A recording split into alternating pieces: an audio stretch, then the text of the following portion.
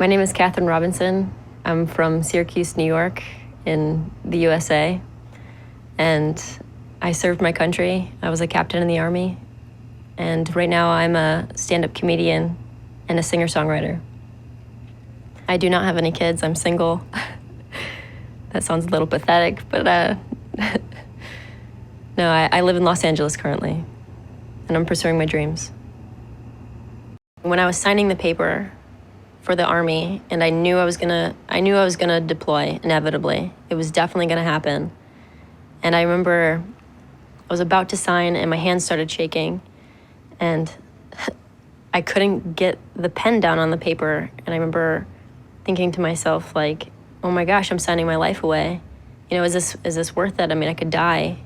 You know, is all of this worth it? And I even joked to the woman helping with my contract, and I said, it feels like I'm signing my life away. And she said, you are.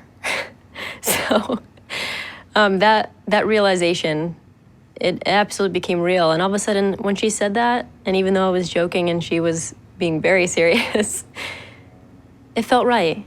And it was very easy for me to sign my name on that contract. Because I just knew it was right. I knew my reasons for joining were really selfless. They really were. It wasn't for me.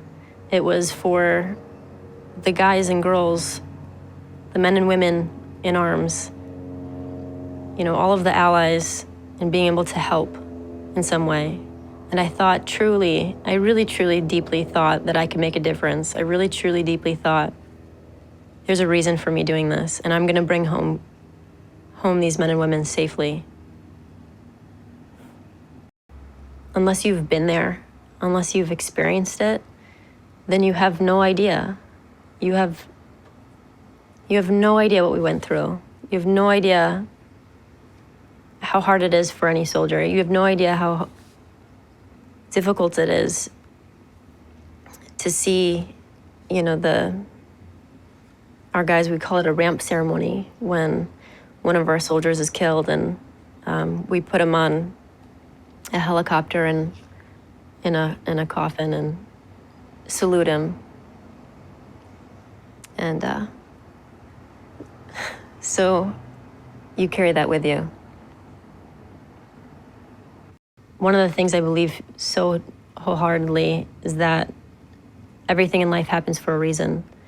And through my experience and through that trauma of being raped, I actually was able to help a couple of my female soldiers while I was in the Army, because I recognized the signs of their depression and that deep pain that nobody else could really describe. I mean, unless you've been through it, it's really hard to recognize, I would think.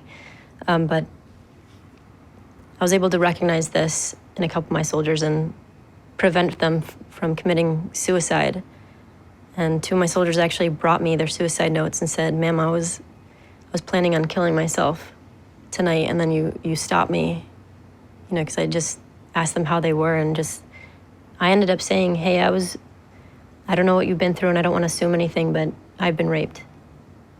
And through that, they were able to open up and tell me their experiences themselves. And so I look at it through strength now, as opposed to this huge travesty or bogging me down. If you were my rapist,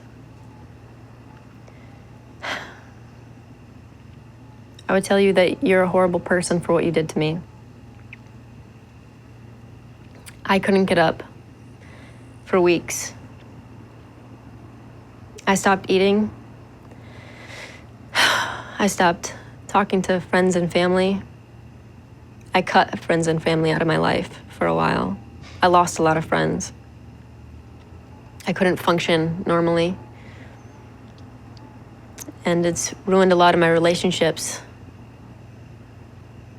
It's hard to let people hold me still in bed. I can't have anybody touch my ear because the way you toyed with it. And it's taken me this long, but I finally trust men again. But it still takes me a long time too at times. And I've overcome so much And I've been able to help people through what I went through. And I don't want to forgive you, ever. But truly, if you really understand, if you think that you can at least somewhat, on some level, feel guilty, then maybe I can forgive. I move on every day with my life. And I just wonder if you ever think about it. Has it ever stopped you? Love is this overwhelming joy that just hits you. It just smacks you and just overwhelms you, and it just makes you smile and feel through your whole body. And for me, it connects me with another person of caring so much for that person, and I would do anything for that person. And the person who I fell in love with, I am gay. And I've liked girls ever since I was a little girl. And I kept it a secret from my family. And my dad, I remember when Ellen DeGeneres came out, it was the first time I ever heard of the word gay before. And my parents were talking about it. And I asked my dad, "Dad, what is gay?" And he goes, "It's a girl who likes another girl and they're going to hell." And so I said, "Okay." And I walked straight up to my room, closed the door very quietly, and then I bawled my eyes out into my pillow. And I prayed to God every day to please let me like boys. Please make me straight, because I knew I liked girls. And so I tried pretending I liked boys and stuff, but I never did. And then I met, to me, the love of my life. And her name was Jen. And gosh, it was just like my world changed. And I didn't really care about anything else. I just knew I wanted to be near her. And that was love to me.